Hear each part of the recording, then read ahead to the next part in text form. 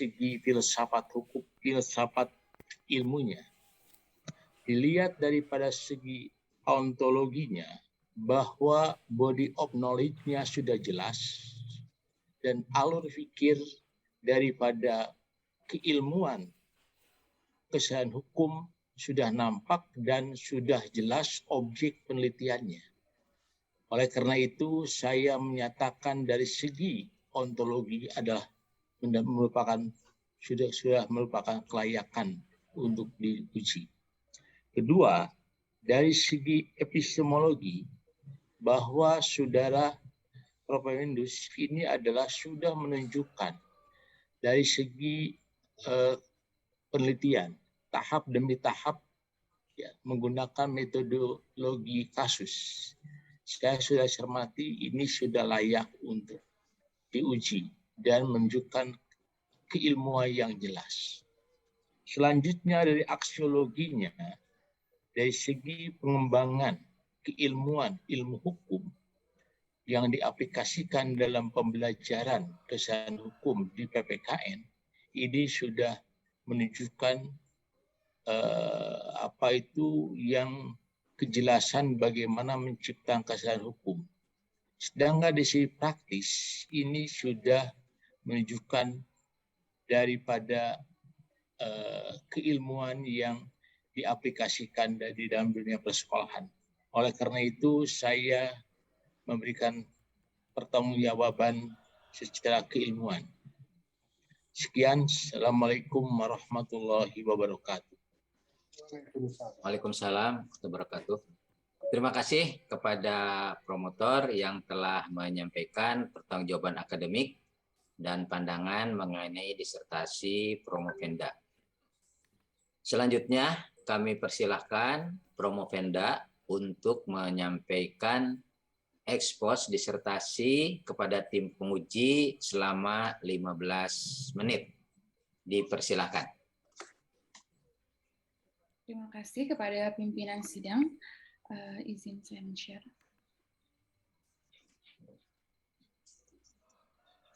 Baik, Assalamualaikum warahmatullahi wabarakatuh. Hari ini saya akan memaparkan mengenai hasil dari... Bisa diperbesar ya? Ya. Hasil disertasi saya yang berjudul Model Pendidikan Hukum dalam Penguatan Kesadaran Hukum.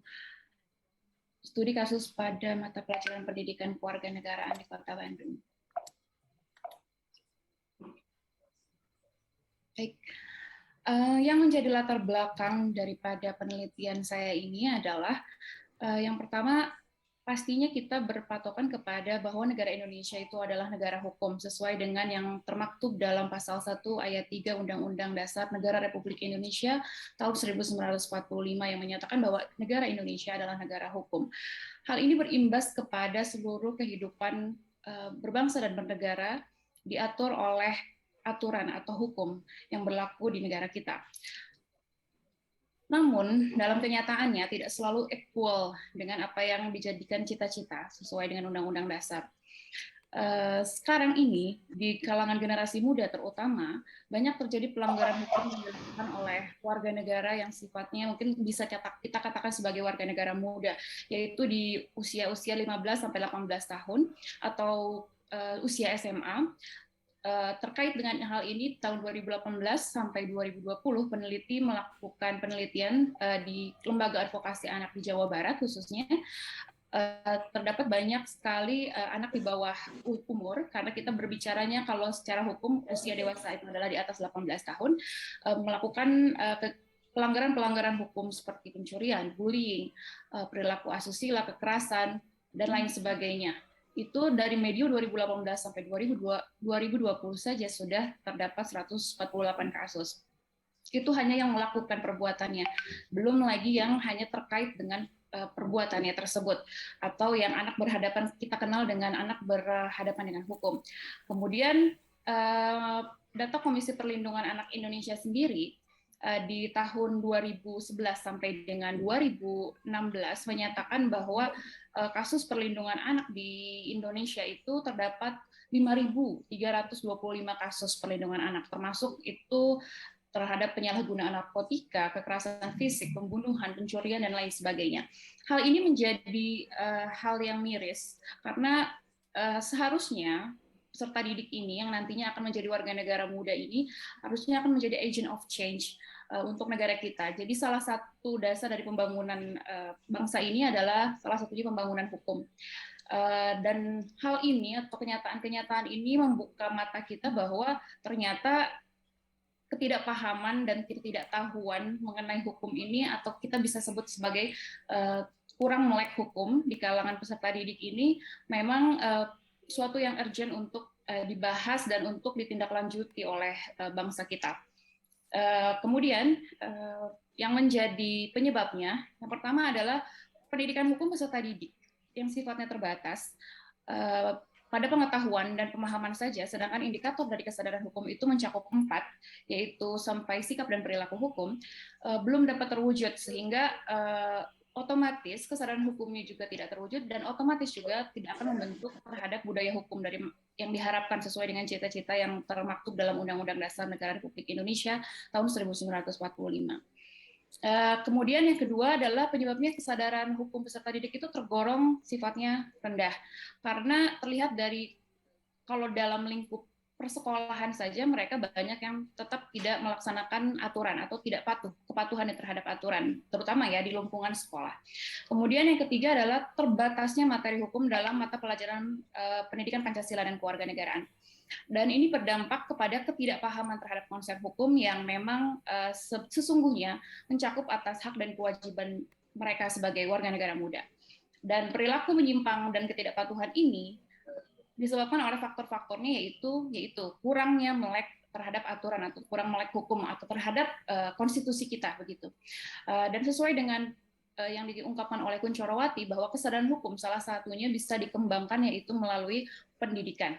Yang tujuannya adalah untuk menjadikan warga negara ini memahami hak dan kewajibannya sebagai warga negara, termasuk peserta didik. Identifikasi masalah yang saya cantumkan di dalam disertasi ini, yang pertama adalah kurang efektifnya pengajaran hukum di sekolah yang berisi etika, moral, dan norma yang diajarkan ini baru sebatas pada tataran kognitif saja. Sedangkan sesungguhnya pembelajaran hukum itu perlu juga dimensi afektif, menurut Kunchorowati di tahun 2009. Kemudian aspek kemanusiaan yang ada pada hukum kurang diperhatikan keberadaannya dan terdorong ke belakang sehingga menimbulkan rasa tidak sadar terhadap aturan atau hukum. Kemudian identifikasi masalah yang kedua adalah penyajian materi pelajaran yang lebih banyak bersifat konvensional, sedangkan pembelajaran etika, moral, dan norma yang mengarah pada tindakan praktek yang sifatnya nyata.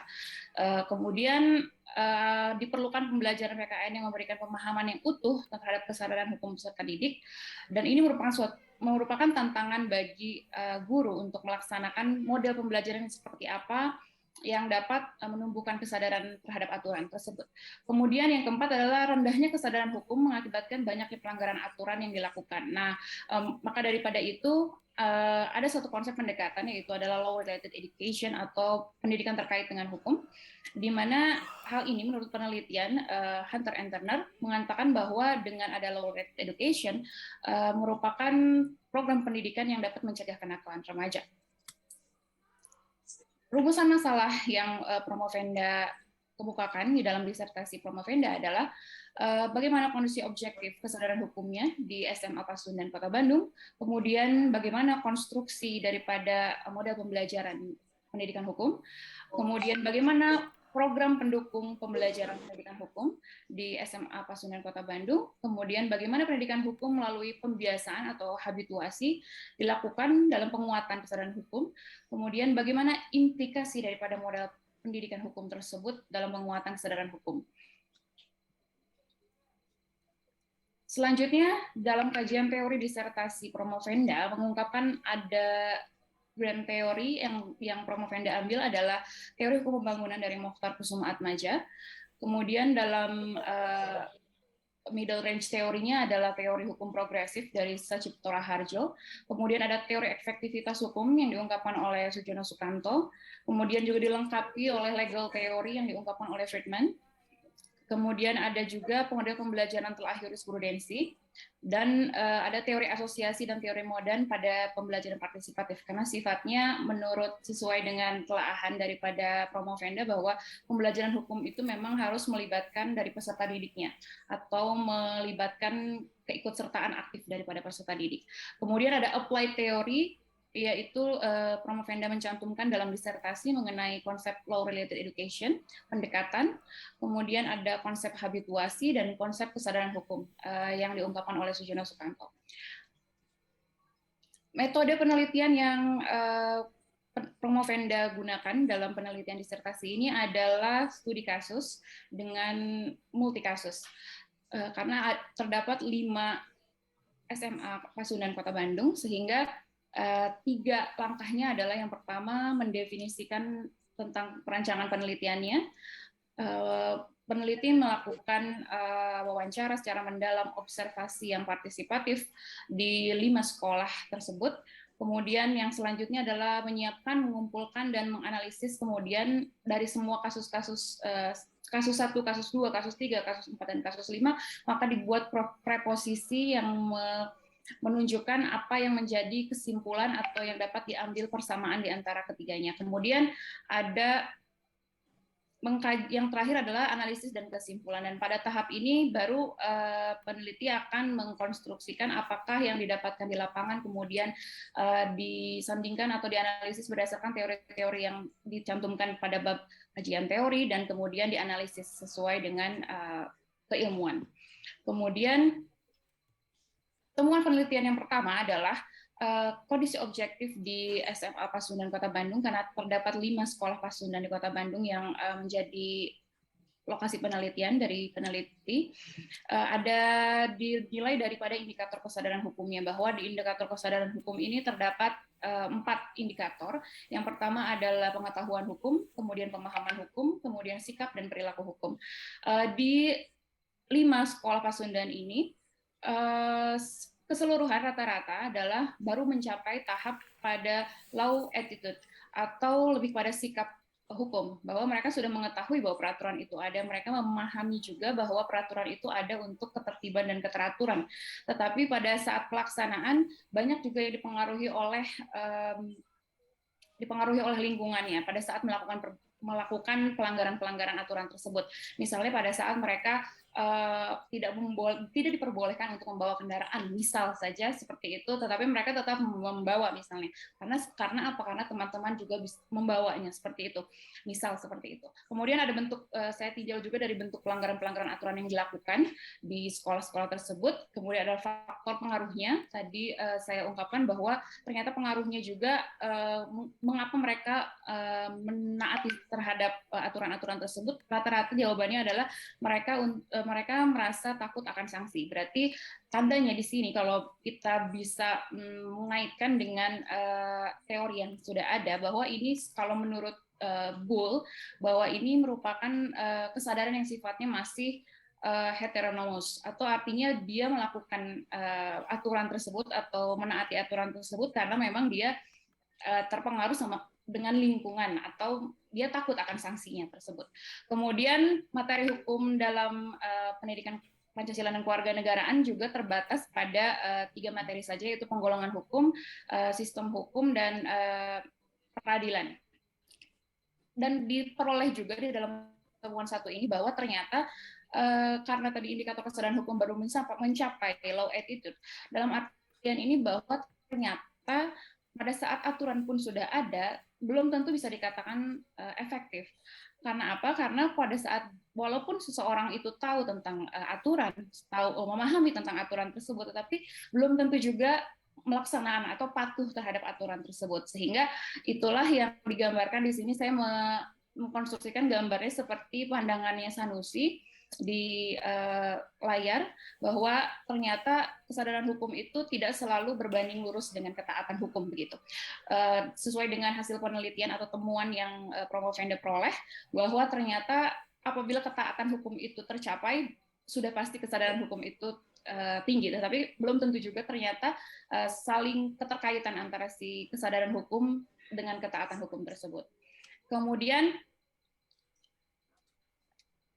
temuan penelitian yang kedua, Promovenda berusaha untuk membentuk pendidikan hukum yang efektif seperti apa dalam pembelajaran pendidikan Pancasila dan Kewarganegaraan, karena salah satu cara atau salah satu wadah untuk memunculkan kesadaran hukum dari peserta didik itu pastinya lewat mata pelajaran pendidikan Pancasila dan Kewarganegaraan.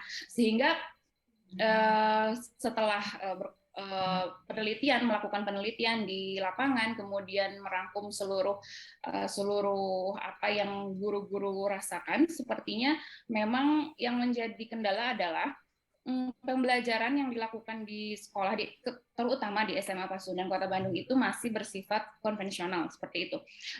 Walaupun ada diskusi-diskusi, tetapi diskusi-diskusinya bukan diskusi-diskusi yang terarah, sehingga dicobalah untuk menerapkan model ini. Dan setelah juga berkonsultasi kepada ahli atau expert pendidikan strategi pembelajaran pendidikan Pancasila dan Kewarganegaraan, maka tersusunlah model ini. Jadi model ini sebetulnya sintaksnya adalah hanya 6 tahap, tetapi mungkin bisa dikatakan pengembangan oleh Promovenda karena menambahkan mock trial sebagai tambahan daripada pendekatan law related education, yaitu memasukkan mock trial. Mock trial itu simulasi persidangan seperti itu. Jadi apa yang sudah disusun oleh peserta didik di dalam kelompok kemudian dimainkan dalam mock trial. Sebelah sana ada foto-fotonya ketika melakukan mock trial seperti itu. Kemudian program yang ketiga adalah pendidikan hukum ternyata tidak cukup hanya melalui pembelajaran pendidikan kewarganegaraan saja, karena sifatnya terbatas, setiap minggunya hanya 1 kali, hanya 2 jam saja, sehingga membutuhkan program pendukung terhadap pembelajaran pendidikan kewarganegaraan untuk mewujudkan juga pembelajaran partisipatif dan bermakna. Yang pertama adalah bimbingan teknis yang dilakukan oleh BNN atau Badan Narkotika Nasional yang memang secara rutin dilakukan, dan keseluruhan di SMA Pasundan Kota Bandung melaksanakan ini, dan yang melaksanakan adalah Wakil Kepala Sekolah Bidang Kesiswaan. Kemudian ada penandatanganan fakta integritas. Pada saat masuk ke sekolah itu mereka sudah mengerti bahwa ada aturan-aturan yang harus mereka taati, dan itu diketahui juga oleh orang tua siswa. Kemudian ada studi lapangan. Studi lapangan ini sifatnya adalah memberikan makna ya terhadap pembelajaran daripada pendidikan Pancasila dan Kewarganegaraan. Misalnya mereka dengan datang ke tempat-tempat yang memang berkaitan dengan pembelajarannya. Misalnya dengan sistem hukum, mereka ke lapangannya adalah ke pengadilan begitu. Bukan berarti akan membentuk menjadi ahli hukum, tidak, tetapi memang untuk memberikan pengetahuan bahwa ada hak dan kewajibannya sebagai warga negara itu perlu dipahami secara mendalam begitu. Kemudian yang selanjutnya adalah kami membentuk kelompok sadar hukum Pasundan walaupun belum berjalan secara maksimal karena pada saat terbentuk juga saat pandemi, maka baru pertama kali melaksanakan webinar pada saat itu, di mana itu sifatnya lebih kepada penyuluhan. Kebetulan memang Promovenda aktif dalam memberikan pendidikan hukum di kalangan peserta didik, walaupun bukan di penelitian ini. Tapi di dalam penelitian ini sendiri baru dilakukan 1 kali dengan jalan webinar. Kemudian pendidikan hukum di masa MPLS dengan materi daripada Tim Pembinaan Kesadaran Hukum Jawa Barat. Dan ini juga kebetulan Promovenda memang wawancara juga terhadap Kementerian Hukum dan HAM. Memang permasalahannya adalah kesulitannya adalah penyuluhan. Penyuluhan itu merupakan suatu hal yang agak sulit untuk dilakukan oleh Kementerian Hukum dan HAM karena sifatnya penyuluh itu sedikit, sehingga butuh tenaga yang lebih banyak atau membutuhkan orang-orang yang bisa menyampaikan pendidikan hukum ini terhadap peserta didik seperti itu. Kemudian temuan penelitian yang ketiga adalah ternyata pendidikan hukum juga perlu ditopang oleh istilahnya oleh budaya sekolah. Budaya sekolah ini saya gambarkan terhadap bahwa ternyata di SMA Pasundan Kota Bandung ini ternyata yang paling penting adalah adanya modeling. Modeling itu artinya adalah bahwa ada keteladanan. Ada model keteladanan di mana saya melihatnya dari beberapa teori. Ada teori kognitif sosial, ada interaksionalisme simbolik, dan juga ada teori pengkondisian klasik. Di mana pada teori kognitif sosial itu menyatakan bahwa kita itu perilaku seseorang atau perilaku anak itu memang dibentuk berdasarkan dari pembiasaannya dia sehari-hari. Kemudian interaksionalisme simbolik itu dia menyatakan bahwa seseorang anak atau seseorang peserta didik itu berinteraksi dengan dirinya sendiri dengan simbol-simbol yang bermakna. Misalnya pada saat peserta didik melihat lampu merah, hijau, dan kuning, sudah pasti itu merupakan suatu simbol. Berarti tandanya kalau warna merah berarti dia akan diam, kemudian lampu kuning dia akan hati-hati, dan lampu hijau dia akan maju gitu. Jadi mempelajari aturannya lewat simbol-simbol. Dan kemudian yang terakhir adalah pengkondisian klasik yang saya ambil menurut Ivan Pavlov, mengungkapkan bahwa perilaku-perilaku itu merupakan hasil pembiasaan dari kecil. Kalau saya membaca bukunya promotor saya yang sangat terpelajar, Profesor Dr. Idrus Afandi, bahwa beliau menyatakan di salah satu bukunya, yaitu yang belajar karakter dari Jepang, memang pembiasaan terhadap aturan itu harus dimulai dari kecil, begitu. Sehingga kalau di Jepang, beliau menyatakan dalam bukunya bahwa setiap anak kecil dari dia kecil itu sudah dibiasakan untuk membuang sampah pada tempatnya. Misalnya sesederhana itu. Tetapi itu merupakan suatu ajaran atau pemahaman yang baik terhadap aturan atau hukum, begitu. Kemudian habituasi dan role model. Role model di sini saya gambarkan sebagai seorang guru karena memang menanamkan atau menginternalisasikan pendidikan hukum itu tidak bisa hanya sebatas Anda harus menuruti aturan, tidak, tetapi mencontohkan atau menjadi role model bagi peserta didiknya. Apabila gurunya menyuruh untuk membuat rules misalnya di kelas untuk tidak terlambat sekolah, datang ke sekolah, berarti gurunya pun harus mencontohkan seperti itu. Jadi dia punya peran sebagai model di dalam aturan-aturan yang dia buat sendiri. Kemudian yang terakhir adalah implikasi daripada sinergi habituasi dan juga pembelajaran pendidikan kewarganegaraan yang sudah dikonstruksi model pembelajarannya. Yang pertama adalah implikasinya adalah terhadap kesadaran hukum peserta didik, di mana nanti akan sudah pasti melalui pendidikan Pancasila dan kewarganegaraan akan membentuk kesadaran terhadap aturan. Itu dari yang pertama, pengetahuan. Otomatis kita mengetahui memang hukum itu harus dipelajari, harus diinternalisasikan melalui apa, yaitu melalui pembelajaran. Yang pertama, pengetahuannya pasti dimasukkan lewat pendidikan kewarganegaraan. Kemudian ada juga pemahamannya. Pemahamannya juga jadi mereka dengan pembelajaran yang sifatnya telah jurisprudensi dengan pendekatan law related education ini, peserta didik sifatnya akan sesuai dengan sintaksnya adalah mereka menjadi membaca aturan-aturan yang ada, misalnya seperti itu. Misalnya pada saat dilakukan penelitian diberikan kasus misalnya tentang nenek Minah, mereka menjadi mencari apakah ada aturan yang mengatur mengenai hal tersebut misalnya. Tapi kalau kita hanya katakan sebatas itu, pasti ada aturannya gitu. Tetapi kan pada saat kita berbicara tentang pendidikan hukum, apabila saya kaitkan dengan teori progresif bahwa yang menjadi ranahnya hukum itu adalah manusia. Jadi manusia itu, kepentingan manusia itu yang menjadi tujuan utama daripada hukum. Sehingga pada saat mereka melihat daripada kasus tersebut, mereka berpikirnya bukan hanya aspek dari law in a book, tapi juga membicarakan tentang aspek keadilan apa yang bisa dicapai dengan hukum tersebut. Sehingga pada saat mereka melihat kasus tersebut, mereka melihatnya adalah berarti tujuan hukum itu apa dulu. Yang pertama misalnya adalah keadilan. Berarti keadilan ketercapaiannya itu seperti apa? Apakah seorang yang mengambil kokoa saja itu bisa dihukum, begitu ya, seperti itu. Dan mereka juga harus melihat nilai-nilai yang hidup di dalam masyarakatnya. Ada juga di beberapa daerah di Indonesia mungkin yang punya hukum adat tertentu yang memang sifatnya harus dilihat juga, sehingga mungkin kalau dikaitkan dengan hukum, hakim bisa melakukan refining seperti itu. Nah, mereka akan memainkan peran tersebut dalam mock trial tadi. Kemudian apabila kesadaran hukum peserta didik ini sudah terbentuk, maka sudah pasti budaya hukumnya juga menjadi meningkat dan membaik begitu. Dan pada akhirnya apabila budaya hukum masyarakatnya atau di dalam hal ini peserta didiknya sudah baik, maka akan menghasilkan efektivitas hukum atau penegakan hukum yang juga baik. Seperti itu, dan ini modelnya seperti ini. Mungkin harapan saya setelah ini, sebetulnya sesungguhnya pada saat ujian tahap 1 kemarin ada masukan dari kopromotor saya untuk membuat buklet model pendidikan hukum, dan itu sedang dalam proses, masih diproses secara online hak ciptanya.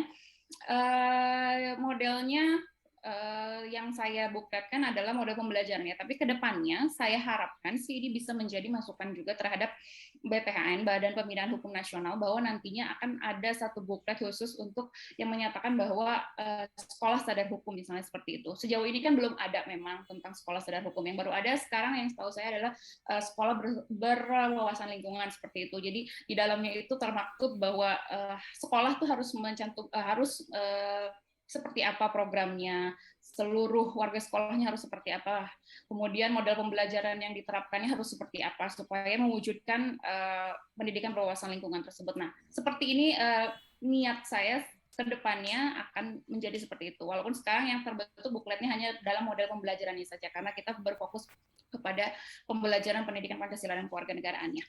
Kemudian implikasinya adalah sesuai dengan body of knowledge daripada pendidikan kewarganegaraan dalam dimensi pendidikan hukum, di mana model pendidikan hukum ini menciptakan pengetahuan, pemahaman, sikap, dan perilaku peserta didik yang juga berdampak pada efektivitas berlakunya hukum atau aturan tersebut. Sedangkan dalam segi implikasi praktisnya, bahwa sinergi daripada model pendidikan hukum ini dikembangkan melalui PPKN, pemodelan, dan juga pembiasaan sekolah, sangat berpengaruh terhadap pembentukan kesadaran hukum peserta didik yang terwujud pada kepatuhan dan ketaatan terhadap aturan, yang otomatis juga akan membentuk budaya hukum yang baik, dan budaya hukum yang baik itu akan membentuk warga negara yang baik, atau kita bisa katakan sebagai good citizen. Mungkin itu yang bisa saya sampaikan. Oh ya, dalil-dalil. Kemudian ada yang pertama, yaitu pendidikan hukum sebagai kerangka teoritik dan konseptual daripada ilmu kewarganegaraan yang hadir sebagai penguatan demi terwujudnya ketaatan serta kepatuhan hukum. Yang kedua, insersi daripada model pendidikan hukum dalam pembelajaran PPKN dapat dikembangkan melalui pendekatan pembelajaran yang mengasih pemikiran kritis, partisipatif, dan praktis dalam konsep dan aplikasi hukum, sehingga peserta didik mempunyai sikap dan perilaku hukum sebagai warga negara yang baik. Yang ketiga, program pendukung pendidikan hukum berupa studi lapangan, penyuluhan, serta kelompok sadar hukum dapat menanamkan nilai-nilai kesadaran hukum melalui pemahaman hukum yang lebih mendalam. Kemudian, pengembangan pendidikan hukum melalui habituasi di sekolah merupakan produk pembudayaan yang dilakukan dengan konsisten dan kontinu, diiringi pemodelan perilaku warga sekolah dapat membentuk budaya hukum sebagai indikator efektivitas hukum. Dan yang terakhir adalah sinergi model pendidikan hukum melalui pembelajaran PPKN, pembiasaan, dan pengembangan habituasi kesadaran hukum, memberikan makna terhadap kesadaran diri atau self-consensuensis peserta didik dalam perilaku hukumnya sebagai warga negara dan membentuk budaya hukum yang baik. Mungkin itu yang bisa saya sampaikan. Pemimpin sidang, terima kasih.